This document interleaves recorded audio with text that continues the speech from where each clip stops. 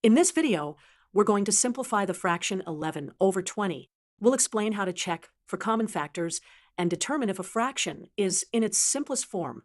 To simplify a fraction, we need to find the greatest common factor, or GCF, of the numerator and denominator. If the GCF is greater than 1, we can simplify the fraction by dividing both numerator and denominator by the GCF. First, let's find the factors of 11 and 20. 11 is a prime number, so its only factors are 1 and 11.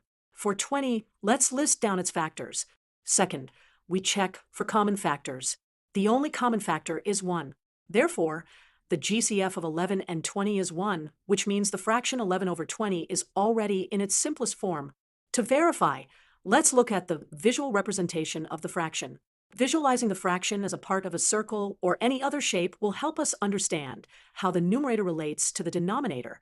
Notice how there are 11 parts highlighted out of 20, showing that the fraction is capturing exactly 11/20ths of the full shape. This confirms that the fraction is in its simplest form and accurately represents the proportion we set out to simplify.